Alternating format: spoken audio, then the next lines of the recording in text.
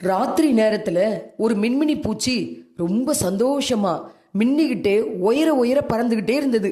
அதை பார்த்துக்கிட்டு இருந்த ஒரு பாம்பு அந்த மின்மினி பூச்சியை பிடிக்கிறதுக்கு முயற்சி பண்ணுச்சு. உடனே அந்த மின்மினி பூச்சி ஒரு மரத்தினுடைய கலையில போய் உட்கார்ந்துக்கிட்டு அந்த பாம்பு கிட்ட பேச ஆரம்பிச்சிச்சு. பாம்பே பாம்பே, நான் உங்ககிட்ட ஒரு 3 கேள்வி கேட்குறேன், பதில் சொல்லு, அதுக்கு அப்புறமா நீ என்ன பிடிச்சிக்க. பாம்போ ஓ சரி கேளு அப்படின்னு. முதல் கேள்வி, நான் உன்னோட உணவு சங்கிலிலே இருக்கிறேனா? உடனே பாம்பு இல்லை. சரி, இரண்டாவது கேள்வி, என்னால் உனக்கு ஏதாவது தொந்தரவு வந்ததா, அல்லது என்ன நான் உனக்கு ஏதாகிலும் கெடுதல் செஞ்சனா அப்படின்னு கேட்ட உடனே பாம்பு அதற்கும் இல்லை. மூணாவது கேள்வி, நான் என்ன உன்னுடைய எதிரியா அப்படின்னு கேட்ட உடனே பாம்பு அதற்கும் இல்லைன்னுச்சு.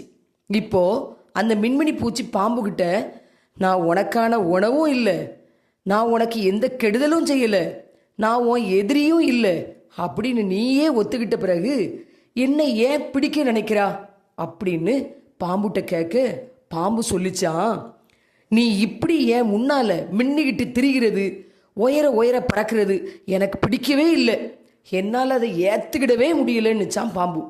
இப்படி தான் நம்ம வாழ்க்கையிலையும் நம்ம சுற்றி இருக்கிற சிலருக்கு நம்முடைய உயர்வு, நம்முடைய வளர்ச்சி, நம்முடைய புகழ் அதெல்லாம் பிடிக்காது. அவங்களுக்கு பிடிக்கலைங்கிறதுக்காக நம்முடைய முயற்சியை நாம் என்ன செஞ்சிட முடியாது, நிறுத்திவிட முடியாது.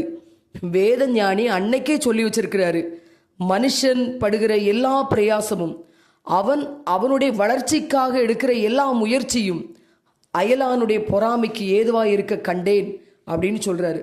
இதைத்தான் திருவள்ளுவர் அழுக்காறு அவா வெகுளி இன்னா சொல்லிவை நான்கும் இழுக்காய் என்றது அறம் என்கிறார்.